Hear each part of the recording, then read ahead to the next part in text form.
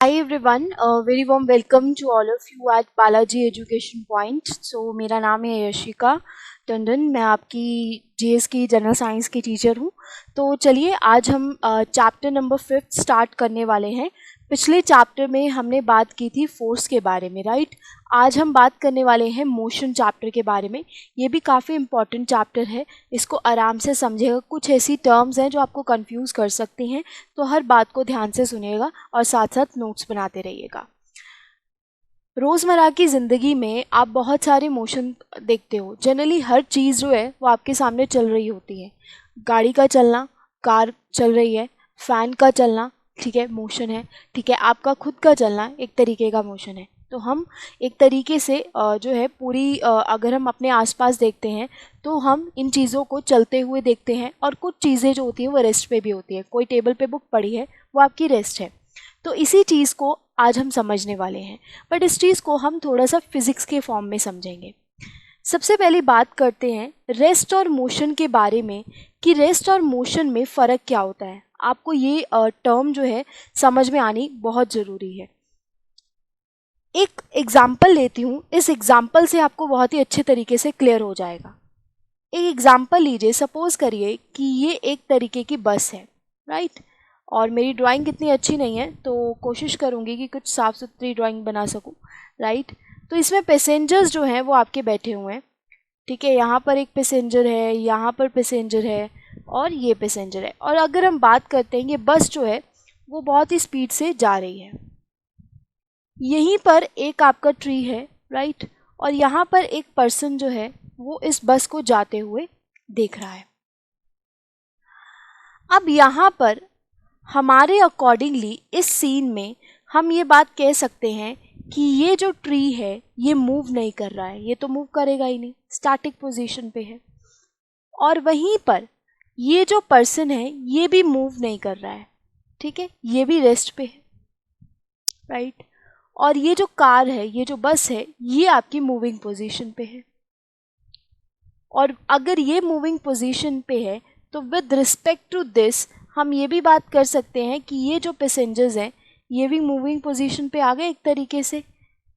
अब इसी सिनेरियो को इस टाइप से देखिए। सपोज करिए कि ये जो पर्सन है, इनमें से एक पर्सन जो है वो बाहर की ओर देखता है। जब वो बाहर की ओर देखता है, जैसे ही बस आगे को जा रही है, ये जो पर्सन है उन्हें पीछे की ओर जाता हुआ दिखाई दे रहा है। तो उनके अकॉर्डिंगली ये पर्सन भी एक तरीके से मूविंग में आ जाता है, राइट। उसी तरीके से अब अगर ये बस चल रही है और इसमें जो पैसेंजर्स बैठे हैं वो एक तरीके से रेस्ट पे हैं, बट बस चलने के कारण वो भी मोशन में आ रहे हैं। आप देख पा रहे हो। तो ये इतनी सारी कहानी मैं आपको बता क्यों रही हूँ? इतनी सारी कहानी आपको इसलिए बताई ताकि आपको रेस्ट और मोशन की जो टर्म है वो समझ में आ सके। अब इस बात को बहुत ही ध्यान से सुनेगा जो मैं आपसे बोलने वाली हूँ। रेस्ट और मोशन जो है इसका मतलब क्या होता है? सबसे पहले रेस्ट का मतलब जानते हैं। कोई भी ऑब्जेक्ट जब अपनी पोजीशन को चेंज नहीं करता है, ठीक है, हमारे अकॉर्डिंगली वो रेस्ट पे है, हम ये कहते हैं। बट यहाँ पर एक चीज और आती है, वो ये आती है with respect to its surroundings with time. हम किसी ऑब्जेक्ट को उसकी सराउंडिंग के साथ देखते हैं कि वो रेस्ट पे है या मोशन पे। जैसे आपकी मूविंग बस में पैसेंजर्स जो थे वो तो एक स्टैटिक अपनी सीट पे बैठे हुए थे रेस्ट पोजीशन पे, बट मूविंग बस के कारण वो मोशन में थे। तो यहाँ पर वो रेस्ट पोजीशन पे कंसीडर नहीं किए जाते, वो मोशन पोजीशन पे होते हैं। तो हम यहाँ पर सराउंडिंग्स को देखते हैं। उसी तरीके से जब हम मोशन के बारे में बात करते हैं तो मोशन का मतलब क्या होता है कि जब कोई ऑब्जेक्ट अपनी पोजीशन को चेंज करता है with respect to its surrounding with time, it's called motion, ठीक है। अब यहीं पर हमने देखा कि जो रेस्ट और मोशन है ये दोनों एक तरीके की रिलेटिव टर्म है। रिलेटिव टर्म का मतलब क्या है कि एक ऑब्जेक्ट किसी सिचुएशन पे रेस्ट पे होता है और अदर सिचुएशन पे वो मूविंग पे भी आपको शो होता है। जैसे मैंने आपको बस का केस दिखाया, आपने क्या देखा कि सपोज करो, आप एक और एग्जांपल ले लो, मैं आपको एक और एग्जांपल दे देती हूँ। सपोज करिए कि ये दो कार्स हैं, राइट, ये दो कार्स हैं और दोनों कार जो हैं एक तरीके से सेम स्पीड के साथ जा रही हैं with respect to each other, ठीक है। अब यहाँ पर क्या होता है कि अगर ये दोनों कार सेम पोजीशन पे जाएंगी, एक भी हल्की सी भी स्पीड नहीं चेंज करेगी, तो दोनों को ऐसा लगेगा कि ये रेस्ट पोजीशन पे, कुछ चेंज ही नहीं हो रहा है, मतलब दोनों साथ साथ चल रही, जैसे ये जा रही है वैसे ये जा रही है, लगेगा ही नहीं कि मूविंग पोजीशन पे है। बट अगर ये यहीं पर इसमें बैठा हुआ पैसेंजर बाहर के पेड़ों को जाते हुए देख ले, बाहर की सराउंडिंग को देख ले, तब इसको पता चल जाएगा कि ये मोशन में है। तो हम सराउंडिंग्स को ज़रूर देखते हैं, ठीक है जी। तो जो बाहर बैठे लोग हैं, जो ये दो कारों को देख रहे होंगे, उनको तो पता चल जाएगा ना ये मूविंग में है। तो this is called the rest and motion. अब यही हमारा चैप्टर है जिसे हमें समझना है। ये थी आपकी मोशन की इंट्रोडक्शन। आई होप आपको बहुत अच्छे से डेफिनेशन जो है क्लियर हुई होगी। मेरा जो पढ़ाने का तरीका है वो ऐसा है कि रट्टा मारने से ना कुछ नहीं होता है। डेफिनेशंस, ये सब चीज़ें रट्टा मत मारो, इसको समझो कि ये चीज़ आपसे क्या कहना चाह रही है। अगर आपको वो समझ में आ गई तो ऐसा कोई भी कॉम्पिटिटिव एग्जाम का क्वेश्चन नहीं है जो आपको फंसा दे, ठीक है जी। क्रिस्टल क्लियर होनी चाहिए चीज़ें। उसी के बाद देखो अगला कहता है we live in a universe in a continuous motion, जो मोशन में है। In every piece of matter atoms जो होते हैं वो कॉन्टिन्यूटली जो है रिवॉल्व करते हैं। आपको पता है कि हर स्टेट, पूरा जितने भी मैटर्स होते हैं वो एटम से बने होते हैं। एटम में स्मॉल पार्टिकल्स होते हैं जो मूविंग पोजीशन पे होते हैं, ठीक है। तो ये वही बात कर रहा है। अब यहीं पर ना ये बहुत ही अगला जो टर्म है, अब मोशन को हम समझने के लिए इन टर्म्स का यूज़ करते हैं। ये जो टर्म्स हैं हम लेटर ऑन चैप्टर में पढ़ेंगे जब इनकी बारी आएगी। अभी सबसे पहले हम टाइप्स ऑफ मोशन के बारे में बात करते हैं कि कितने टाइप्स ऑफ मोशन होते हैं, देन फर्दर हम आगे बढ़ेंगे। तो यहाँ पर सबसे पहले जब हम मोशन के बारे में बात करती हूँ, ठीक है, मोशन को बहुत तरीके से कैटेगराइज किया जाता है। सबसे पहले कोई भी अगर मतलब मोशन करने की टाइप जिसमें हम बात करते हैं, तो ये कुछ एग्जाम्पल्स हैं या टाइप हैं। सबसे पहला आता है ट्रांसलेटरी मोशन, ठीक है। ट्रांसलेटरी मोशन के साथ साथ आप एक और मोशन समझिए, इस मोशन को रेक्टिलिनियर मोशन भी बोलते हैं, राइट। अब इसको हम समझने वाले हैं कि रेक्टिलिनियर और ट्रांसलेटरी मोशन क्या होता है। सबसे पहले देखो ट्रांसलेटरी मोशन की definition. In translation motion a body moves along a line without any rotation, the line में बी स्ट्रेट और कर्व्ड। ये क्या मैम आपने बोल दिया, आइए समझते हैं। बड़ा इजी सा कॉन्सेप्ट है, बहुत ध्यान से सुनिएगा और हो सकता है कि कन्फ्यूज़न भी हो जाए, इसीलिए आपको बार बार मैं बोल रही हूँ कि हर चीज़ को ध्यान से सुनिए, राइट। अब एक एग्जाम्पल लीजिए, इस एग्जाम्पल से आपको बहुत अच्छे से समझ में आएगा। सपोज करिए कि ये एक स्ट्रेट लाइन है, ओके, और इस तरीके का आपका ग्राउंड बना हुआ है, ओके, और ये ए पॉइंट है और ये बी पॉइंट है। अब ये कार जो है आपकी जा रही है, राइट, ओके, आपकी मूव कर रही है। अभी हमने देखा कि ट्रांसलेटरी मोशन का मतलब क्या है कि आपका मोशन जो है वो एक स्ट्रेट लाइन में हो रहा है, तो ये एक स्ट्रेट लाइन ही है, ठीक है, चाहे वो स्ट्रेट लाइन में हो रहा हो। अब यहाँ पर जब कार आएगी तो ये स्ट्रेट लाइन कहलाएगी क्या, ये तो कर्व्ड हो गई, एक तरह घुमावदार हो गई, क्या आप इसको रोटेशन बोलोगे, नहीं। एक बात समझो, आपकी कार जो है ये स्ट्रेट लाइन में जा रही है, अलोंग स्ट्रेट लाइन में जाते जाते जाते जाते ये मोशन करेगी, राइट, इस तरीके से ये मोशन करेगी। तो यहाँ पर आप देख रहे हो कि जा तो एकदम स्ट्रेट लाइन पे जा रही है, ठीक है, इसी को हम एक तरीके से बोलते हैं ट्रांसलेटरी मोशन। दोबारा से आप डेफिनेशन को पढ़ो। ट्रांसलेटरी मोशन का मतलब क्या होता है, जब कोई भी बॉडी स्ट्रेट लाइन पे मूव करती है बट उसमें रोटेशन नहीं होती। रोटेशन का मतलब होता है सर्कुलर या रोटेट करना किसी पोजीशन के ऊपर, ठीक है, और चाहे वो सरफेस कर्व्ड हो, ठीक है, तो भी चलेगा। जैसे स्ट्रेट लाइन में मूव करती है वो ट्रांसलेटरी मोशन आपने अभी देखा। अब यहीं पर मैम एक और कॉन्सेप्ट आपने अभी हमें बोला, वो था रेक्टिलिनियर मोशन। तो इन दोनों में फ़र्क क्या है, मतलब रेक्टिलिनियर मोशन का मतलब क्या हुआ, जैसे कि सपोज करो कि आप एक बात बोल रहे हो कि कोई भी जो मोशन है, ठीक है, ये आपका एक स्ट्रेट लाइन में होते हुए जा रहा है, कि मैंने बोला कि ये एक बॉल है और ये एक स्ट्रेट लाइन में जा रही है, ठीक है, यही मेरा रेक्टिलिनियर मोशन भी कहलाता है, ठीक है। The motion in which particle moves along a straight line, कोई भी स्ट्रेट लाइन पे जब कोई मोशन हो रहा होता है उसको हम रेक्टिलिनियर मोशन भी बोलते हैं, ठीक है। बट अगर कोई body, if a body or a particles move along a straight line, move along a straight line, ठीक है, then the motion is called translatory motion. अब मैम आप अब तो हमें कंफ्यूज करने लग गए हो, आपने दोनों की सेम डेफिनेशन बोल दी है ना, आपने तो एकदम ही सेम डेफिनेशन बोल दी है, ये क्या बात हुई। अब मैं आपको कुछ एग्जांपल्स दिखाती हूँ, इस एग्जांपल को समझिए। आप एक बात देख पा रहे हो कि जो मोशन ऑफ बर्ड्स हैं, ठीक है, बर्ड्स का मोशन जो होता है वो स्ट्रेट लाइन में ज़रूर होता है, बट वो घुमावदार भी कई बार होता है। तो जब वो घूम भी सकते हैं तो एक तरीके का ट्रांसलेटरी मोशन उसको कहलाते हैं, ठीक है। बट अगर आप एक बात समझो कि कोई भी motion from A to B point गया, सिर्फ स्ट्रेट लाइन पे गया, वहाँ पर कोई भी कर्व्ड सरफेस नहीं आया, तो ऐसे मोशन को हम बोलते हैं आपका ट्रांसलेटरी मोशन।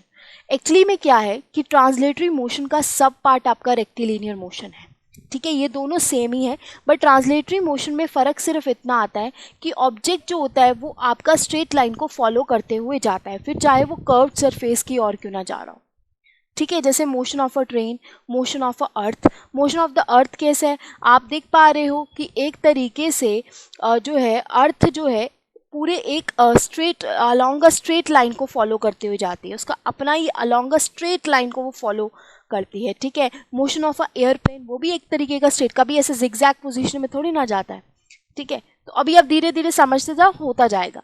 अब यहीं पर एक और हमारा मोशन आता है जिसको हम बोलते हैं लीनियर मोशन, इसी को मैं बोल रही थी रेक्टिलिनियर मोशन, ठीक है। जैसे motion of a football, motion of the car on the road, ठीक है, sliding a boy in a straight line, ऊपर से आपने बॉल फेंकी और बॉल सीधा नीचे आई, ये आपका क्या होगा, इसको ट्रांसलेटरी मोशन थोड़ी ना बोलोगे, स्ट्रेट लीनियर मोशन है, इसको बोलेंगे हम रेक्टिलिनियर मोशन। समझ में आया, इसी का आपको ये याद रखना है, बहुत इंपॉर्टेंट कॉन्सेप्ट है। देन हमारे पास आता है सर्कुलर मोशन। अब सर्कुलर मोशन काफी इंपॉर्टेंट है, कहते हैं the motion of an object in a circular path, कोई भी ऑब्जेक्ट जब सर्कुलर पाथ के ऊपर मोशन करता है ना, तब हम उसको कहते हैं कि वो एक तरीके से सर्कुलर मोशन है। अब जैसे आप कह लो अर्थ जो है वो आपका सन बीच में होता है, अर्थ जो होती है आपकी रिवॉल्व अराउंड कर रही होती है ना, तो यहाँ पर ये किस मोशन में है, सर्कुलर मोशन में है, राइट। बट आप एक चीज़ देखो, जो अर्थ होती है ये एक अपने ही पोजीशन के ऊपर भी रोटेट करती है, रोटेशन में आती है ना। तो यहाँ पर जब वो अपनी पोजीशन पे, मेन पोजीशन पे रहते हुए रोटेट करती है तो उसको हम बोलते हैं रोटेटरी मोशन। तो जब आपका ऑब्जेक्ट अपने ही एक्सिस पे रोटेट करता है तब आप उसको कहते हैं रोटेटरी मोशन, और जब कोई भी मोशन, कोई भी ऑब्जेक्ट एक सर्कुलर पाथ फॉलो करते हुए मोशन करता है तो आप उसको बोलते हो सर्कुलर मोशन। एग्जाम्पल्स आप देख सकते हो, जैसे motion of the electrons around the nucleus, the motion of a toy car around the circular track, planets around the sun. उसके बाद आता है रैंडम मोशन। रैंडम मोशन का मतलब क्या होता है, इसको मैं इर्रेगुलर मोशन का नाम भी दूंगी।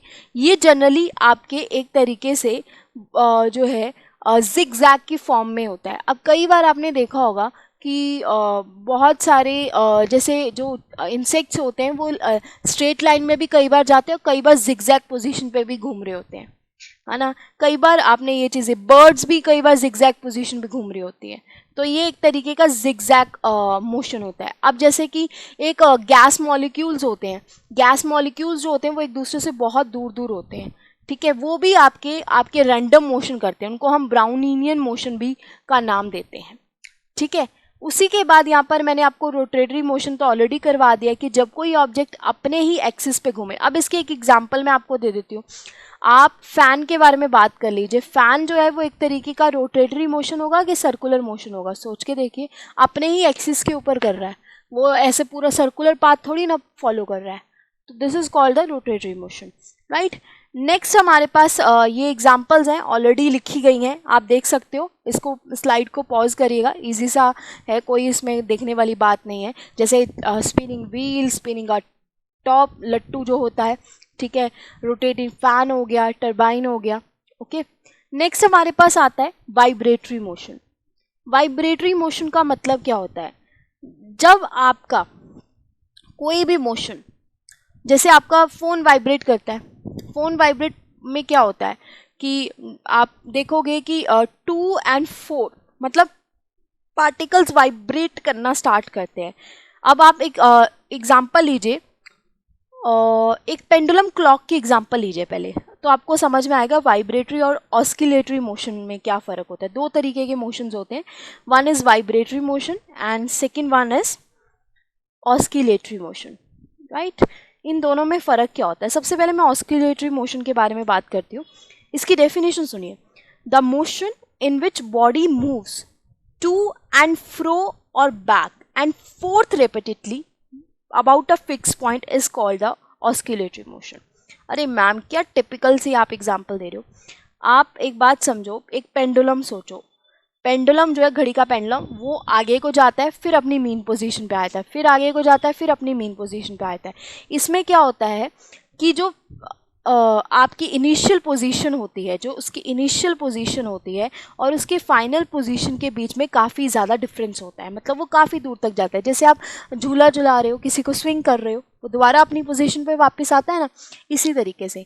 बट वाइब्रेटरी मोशन में क्या होता है कि जो आपके पार्टिकल्स होते हैं वो भी इसी तरीके से करते हैं, बट उनका जो आपका एक तरीके से फिक्स्ड पॉइंट से लेकर इनिशियल पॉइंट तक जो आपका ये जो दूरी होती है ना, वो बहुत ही कम होती है, बहुत ही लेस होती है, ठीक है। एम्पलीट्यूड इसको हम कह सकते हैं कि बहुत एम्पलीट्यूड जो होता है वो लेस होता है आपका वाइब्रेटरी मोशन में, और ये ऑस्किलेटरी मोशन की ही एक तरीके की टाइप है। तो इसमें पार्टिकल्स हल्के से वाइब्रेट करते हैं, बस 2 and 4 पोजीशन पे आते हैं, देन वापस अपनी पोजीशन पे आते हैं, तो जो डिस्टेंस होता है वो बहुत ही छोटा होता है, ठीक है। सो ये था आपका वाइब्रेटरी मोशन। आई होप आपको ये क्लियर हो गया होगा, बट अभी हमारा जो काम है ना वो ख़त्म नहीं हुआ है, अभी तो बहुत सारी चीज़ें बाकी हैं। अब आपको कुछ एक टर्म्स और समझाती हूँ जो आपको समझने की ज़रूरत है। सबसे पहले समझिएगा, जैसे कि फॉर एग्जांपल हम मोशंस को ना उनकी डायमेंशनल के अनुसार भी, डायमेंशंस के अनुसार भी जो है एक तरीके से डिवाइड करते हैं। अब जब हम डायमेंशन के अनुसार डिवाइड करते हैं, so there are 3 types of motion, ठीक है, ये समझना। 1 dimensional motion,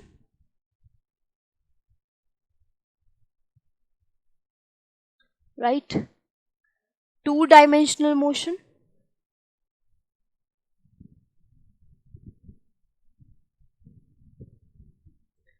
and 3 dimensional motion.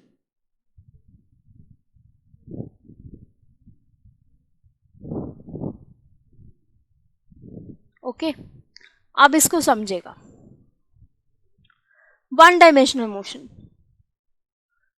जब भी कोई ऑब्जेक्ट एक ही डायरेक्शन में मोशन करता है, जैसे कि the motion of the car on the road, एक ही डायरेक्शन में ओनली, ऐसा आपने एक्स और वाई कोऑर्डिनेट किए होंगे, एक्स एंड वाई कोऑर्डिनेट।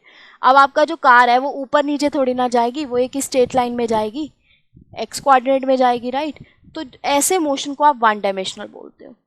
और जब कोई ऑब्जेक्ट, ठीक है, 2 मोशन में आपका करता है, जैसे आप प्लैनेट अराउंड द सन का एग्जांपल ले लो, तो ये 2 डायमेंशनल मोशन, 2 डायमेंशनल में वो आपका मोशन करते हैं। और 3 डायमेंशनल का मोशन होता है जब वो तीनों कोऑर्डिनेट्स को यूज़ करता है, एक्स वाई एंड जेड, तीनों कोऑर्डिनेट्स यूज होते हैं, 3D जिसको हम बोलते हैं। जैसे कि the motion of the bird in the sky, तीनों जो है डायमेंशनल यूज़ करते हैं। तो ऐसे मोशंस भी आपको पता होने चाहिए, ठीक है। ये आपकी मोशंस की टाइप थी। और एक और चीज़ हम आगे चलकर अभी समझेंगे, यूनिफॉर्म और नॉन यूनिफॉर्म मोशन क्या होता है, और उसी के बाद हम स्पीड, वेलोसिटी, इसी के बारे में सारी बातें करने वाले। काफ़ी इंपॉर्टेंट चैप्टर है, ध्यान से सुनिएगा, राइट। आई होप ये सारे आपको क्लियर हो गए होंगे। चलिए आगे चलते हैं। अब हम बात करने वाले हैं आपकी स्पीड के बारे में, राइट। तो सबसे पहले स्पीड को जानने से पहले हम जानते हैं कि डिस्टेंस और डिस्प्लेसमेंट में क्या फ़र्क होता है। What do you mean by distance and displacement? इनको समझने के लिए एक एग्जांपल लेते हैं। जैसे फॉर एग्जांपल आप समझिए कि आप कभी भी कि आपका ये ए पॉइंट है, ठीक है, यहाँ पर आपका घर है, राइट, इट इज यहाँ पर आपका घर है, और ये आपका आप कह लीजिए कि डी पॉइंट है जहाँ पे आपका जो है ऑफिस है। अब बीच में एक बी पॉइंट आता है और एक पॉइंट आता है सी, यानी कि आपके घर जाने के लिए दो रास्ते हैं और आप इन दोनों में से कोई भी फॉलो अप कर कर अपने घर या ऑफिस के लिए आ जा सकते हैं। अब सपोज करो कि ये जो पूरा रास्ता जो कवर एरिया कर रहा है वो 10 किलोमीटर है, ठीक है, और ये जो रास्ता पूरा कवर अप कर रहा है ये भी आपका 10 किलोमीटर है। दोनों रास्ते सेम है, कोई खास फर्क नहीं है। अब होता क्या है कि आप सुबह निकलते हैं, सुबह निकलते हुए आप इस रास्ते से जाते हैं, आप पहले बी पहुंचे, फिर आप डी पहुंचे, ऑफिस पहुंचे, तो आपने 10 किलोमीटर जो है रास्ता कवर अप किया, ठीक है। उसी के बाद दोबारा आप शाम के वक्त ऑफिस से घर जाएंगे, फिर आपने दोबारा से 10 किलोमीटर जो है रास्ता कवर अप किया। अब आपसे कोई क्वेश्चन पूछता है कि भाई आज आपने टोटल कितना एरिया कवर अप किया, मतलब कितना डिस्टेंस कवर अप किया। तो जब हम टोटल डिस्टेंस के बारे में बात कर रहे हैं तो हम आने का और जाने का दोनों का देखेंगे, सम करेंगे। तो यहाँ पर हमारा जो टोटल डिस्टेंस आया वो कितना आया, 20 किलोमीटर। तो हम ये कह सकते हैं the distance travelled bye a body is the actual length of path जो है उसने कवर्ड किया है by moving body irrespective of the direction. किस डायरेक्शन में किया है ये बात नहीं होती है।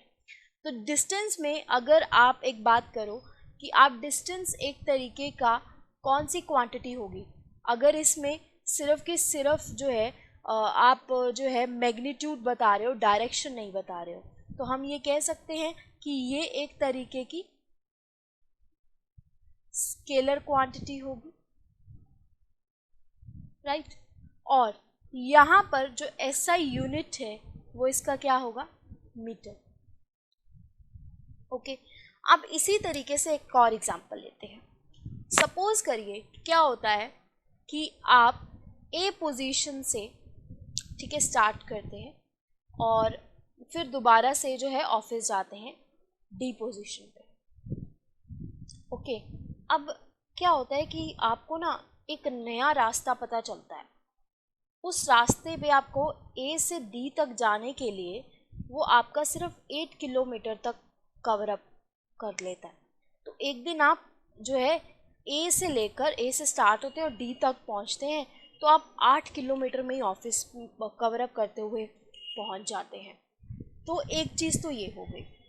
दूसरी चीज़ अगर आप देखें कि आपने पहले केस में आपने जो है सुबह आप निकले थे, रात को आप अपने ही घर में आ गए, राइट। तो अब डिस्प्लेसमेंट में, डिस्प्लेसमेंट का मतलब क्या होता है? एक्चुअली में डिस्प्लेसमेंट का मतलब ये है कि आप किसी भी बॉडी की इनिशियल पोजीशन, यानी कि जहाँ से उसने स्टार्ट किया था, और फाइनल पोजीशन जहाँ पर वो अभी है, ये दोनों आप चेक करते हो। अब आपने क्या किया कि आप ए पॉइंट से शुरू हुए और आप अभी सी पॉइंट पे हो, आपने दूसरा रास्ता अपनाया और आप अभी सी पॉइंट पे हो, और आपसे पूछा जाता है कि आपने कितना डिस्टेंस जो है कवर अप किया, कितना डिस्प्लेसमेंट कवर अप की, डिस्प्लेसमेंट क्या है। तो अगर मैं डिस्प्लेसमेंट के बारे में बात करती हूँ तो अगर आप सी पॉइंट पे हो तो ए और सी पॉइंट के बीच में कितना डिफरेंस होगा, इसके और इसके बीच, अगर ए और डी के बीच में टोटल 10 किलोमीटर है तो ए और सी के बीच में मैं कह सकती हूँ कि 5 किलोमीटर का रास्ता है। तो अभी 5 किलोमीटर जो है मेरा रास्ता बचा है। तो ये मेरी स्टार्टिंग पोजीशन थी, ठीक है, ये मेरी फाइनल पोजीशन है, अभी मैं यहाँ पर हूँ, इसको मैं क्या बोलूँगी, डिस्प्लेसमेंट। इसको मैं थोड़ा और क्लियरली समझाती हूँ, हो सकता है कि कई बच्चे जो है उनको समझ में नहीं आया हो, तो उसको थोड़ा सा और समझते हैं। देखो सपोज़ करो कि ये मेरा ए पॉइंट है, ये मेरा बी पॉइंट है, मैंने यहाँ से स्टार्ट किया एरिया, ठीक है, और मैं यहाँ पर पहुँची। ये पूरा रास्ता मेरा 10 किलोमीटर का है। बीच में एक सी पॉइंट भी आता है। अब हुआ क्या, सुबह ऑफिस से निकले, ठीक है, सुबह ऑफिस से मैं निकलते निकलते हम जो है घर से निकलते निकलते हम ऑफिस पहुंच गए। हमने टोटल 10 किलोमीटर का रास्ता जो है कवर अप कर लिया। अब हम घर जा रहे थे तो हमने एक शॉर्टकट अपनाया या कोई भी रास्ता अपनाया, तो हमने 5 किलोमीटर और रास्ता जो है कवर अप किया, और अब हम यहाँ पर रुक गए हैं, हमारी जो गाड़ी है वो ख़राब हो गई है। अब अगर यहाँ पर कोई आपसे डिस्टेंस की वैल्यू पूछे, तो यहाँ पर जो डिस्टेंस की वैल्यू आएगी वो कितनी आएगी, टोटल डिस्टेंस आपने कितना कवर अप किया। एक तो अभी तक आपने 10 किलोमीटर कवर अप किया, एक आपने ये 5 किलोमीटर कवर अप कर लिया, तो मेरा जो टोटल डिस्टेंस है वो कितना आएगा, 15 किलोमीटर, राइट। अब इसी को आप डिस्प्लेसमेंट पे करो। आपकी स्टार्टिंग पोजीशन, इनिशियल पोजीशन कहाँ थी, ये वाली थी। अभी आप फाइनल पोजीशन कहाँ पर हो, आप यहाँ पर हो, ठीक है। और आपका ए और सी में कितना डिस्टेंस अभी बचा है, सपोज करो कि 5 किलोमीटर हाफ रास्ता बचा है, तो यहाँ पर जो मेरी डिस्प्लेसमेंट आएगी वो क्या आएगी, 5 किलोमीटर। इनिशियल पोजीशन और फाइनल पोजीशन का जो आपका डिस्टेंस है। अब सपोज करिएगा कि यही पर्सन जो है यहाँ पर पहुँच जाता है गाड़ी ख़राब होने के बाद, अब इसकी डिस्प्लेसमेंट की वैल्यू 0 आ जाएगी। क्यों, क्योंकि इनिशियल पोजीशन और फाइनल पोजीशन यहाँ पर सेम हो जाती है। समझ में आया। तो यहाँ पर हम जो है डिस्प्लेसमेंट में डायरेक्शन को भी मेंशन करते हैं आपके, तो यहाँ पर ये डायरेक्शन को मेंशन कर रहा है, तो इसका मतलब ये है कि ये एक वेक्टर क्वांटिटी होगी, है ना। ये क्या होगी, ये एक वेक्टर क्वांटिटी होगी। तो यहीं पर बहुत सारी बातें आती हैं डिस्टेंस और डिस्प्लेसमेंट में। सबसे पहले देखो, अगर आप एक बात समझेगा, आपने अभी डिस्टेंस और डिस्प्लेसमेंट के बारे में जाना, राइट। इसी को अब हम थोड़ी सी और बातें करते हैं। तो हम ये बात कह सकते हैं कि जो स्पीड है ये आपकी ज़ीरो हो सकती है, स्पीड ज़ीरो हो सकती है, सॉरी, जो आपका डिस्टेंस कवर्ड है, ठीक है, वो ज़ीरो हो सकता है, कभी भी नहीं हो सकता। जब ज़ीरो हो सकता है, बताओ पहले सोचो। अगर मैंने कोई डिस्टेंस कवर अप ही नहीं किया तो ऑब्वियसली बात है, मैं कहूँगी कि कोई डिस्टेंस मैंने कवर अप ही नहीं किया, मैं उसी पोजीशन पे खड़ी हूँ, तो ये ज़ीरो चलो हो सकता है। क्या डिस्टेंस कभी भी नेगेटिव हो सकता है? नो, डिस्टेंस कभी नेगेटिव नहीं होता, हमेशा पॉजिटिव में। तो कभी देखा आपने डिस्टेंस आपने नेगेटिव में लिखा? अब इसी तरीके से जब हम डिस्प्लेसमेंट के बारे में बात करते हैं, displacement can be zero, can be positive, can be negative also, right. तो यहाँ पर एक और बड़ा इम्पॉर्टेंट रिलेशनशिप आता है जो आपको डिस्टेंस और डिस्प्लेसमेंट में समझना है। देखो, जो डिस्प्लेसमेंट होती है ना, वो हमेशा डिस्टेंस से कम होगी, उसकी वैल्यू हमेशा डिस्टेंस से कम होगी या डिस्टेंस के इक्वल हो सकती है। तो अगर हम एक बात बोलें, इससे एक रिलेशनशिप हमें पता लगता है, वो ये है कि डिस्टेंस और ओवर डिस्प्लेसमेंट का, या आप कह लो इसको आप उल्टा करो, इधर लेकर जाओ, वेट, डिस्टेंस ऊपर, चलो इधर ही ले लीजिए, डिस्टेंस एंड डिस्प्लेसमेंट इधर, तो आप इसको कह लीजिए इज इक्वल टू 1। तो इसको हम कह सकते हैं कि जो ratio of displacement over distance है, ठीक है, ratio of displacement over distance है, वो एक तरीके से लेस देन और इक्वल टू 1 है। यहाँ पर मैंने उल्टा लिख दिया है, लिखने में गलती हो गई है, इसको इस तरीके से लिखेगा। अगर कंफ्यूजन आ रही है मैं दोबारा लिख देती हूँ। मैंने लिखा है डिस्प्लेसमेंट ओवर डिस्टेंस इज, तो यहाँ पर एक रेशियो हमें पता लगती है कि जो रेशियो होगी आपकी डिस्प्लेसमेंट ओवर डिस्टेंस की, वो ऑलवेज लेस देन और इक्वल टू 1 होगी। ये एक रिलेशन आता है, ये आपका एग्जाम आपसे पूछ सकता है, तो आपको ये पता होना चाहिए, ठीक है। अब यहीं पर हम आगे बात करते हैं स्पीड के बारे में। स्पीड का मतलब क्या होता है, इसी को अगर एक बहुत ही सिंपल भाषा में बोला जाए तो स्पीड का मतलब होता है जो हमें इंडिकेट करता है कि किस तरीके से कितनी relationship between the distance travel by an object with respect to time. कि कितने टाइम में हमने कितना डिस्टेंस ट्रैवल कर लिया है, ठीक है। तो इसी का आप बहुत बार जो है फॉर्मूला भी करते हो, जो स्पीड का फॉर्मूला होता है distance travelled bye an object over time taken, right, ये करते हो। तो ये आपका स्पीड होता है ना। अब इसी के अनुसार अगर हम स्पीड के बारे में बात करते हैं तो स्पीड एक तरीके की क्या होगी, स्केलर क्वांटिटी होगी। Can I say that? Yes, बिल्कुल, स्पीड एक तरीके की हमारी स्केलर क्वांटिटी है। क्यों? क्योंकि इसमें हम डायरेक्शन मेंशन कर रहे हैं, बताओ, नहीं मेंशन कर रहे हैं। हम कभी ऐसा कहते हैं कि स्पीड कवर्ड जो है नॉर्थ वाली साइड हुई, नो। ओके, अब यहाँ पर एक और चीज़ आपको पता होनी चाहिए कि स्पीड का जो एसआई यूनिट है वो कितना है, मीटर पर सेकेंड। ओके, तो जो स्पीड होती है आपको ये याद रखना है, ऑलवेज पॉजिटिव होती है और ये नेगेटिव नहीं हो सकती, ना ही कभी ज़ीरो हो सकती है। ओके, तो स्पीड को मेंशन ही गाइस किया जाता है कि distance travel by the time taken can never be zero. Okay, so I hope यहाँ पर आपको स्पीड के बारे में समझ में आ गया होगा। अब वेलोसिटी का मतलब क्या होता है? वेलोसिटी का मतलब होता है the rate express the ratio between the distance travel by an object and the time it takes you to cross towards the direction, specific direction. नहीं समझ में आया? इसको अब एक मेरी भाषा में समझो। वेलोसिटी का मतलब सिंपल ये होता है, rate of change of displacement of a body is called velocity। तो velocity का जो फॉर्मूला होता है ना वो डिस्प्लेसमेंट ओवर टाइम होता है और स्पीड का फॉर्मूला जो होता है वो डिस्टेंस ओवर टाइम होता है। ओके, तो ये फ़र्क होता है। अब इन दोनों में ना फ़र्क जानो ताकि आपको और क्लैरिटी हो। स्पीड जो होती है वो distance covered by an object होता है और वेलोसिटी जो होती है वो displacement covered by an object होता है in a unit time. Speed एक तरीके की स्केलर क्वांटिटी है, वेलोसिटी एक वेक्टर क्वांटिटी है। स्पीड डिटरमाइन करती है और आंसर करती है how fast an object is moving.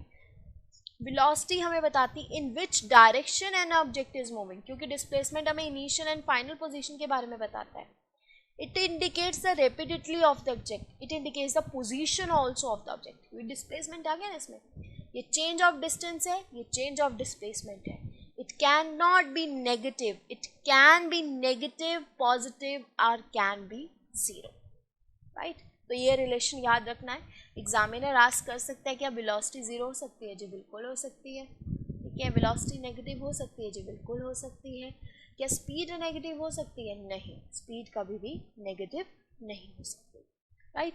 तो ये आपका वेलोसिटी और स्पीड का रिलेशनशिप था, आपको पता होना चाहिए था। डिस्टेंस एंड डिस्प्लेसमेंट के बारे में भी बताया और अभी ये ख़त्म नहीं हुआ है, अभी और भी बहुत सारे कॉन्सेप्ट्स हैं जो इसमें समझने वाले। मैं पहले ही आपको बोल चुकी हूँ कि ये चैप्टर काफ़ी अच्छा चैप्टर है, इसमें बहुत सारे आपको कॉन्सेप्ट सीखने को मिलेंगे, राइट। सो चलिए, ये बाकी का जितना भी हमारा आगे जो कॉन्सेप्ट्स हैं वो हम नेक्स्ट वीडियो में करेंगे, बहुत ज़्यादा हैवी हो जाएगा आपके लिए, ठीक है। Thank you very much, have a great day.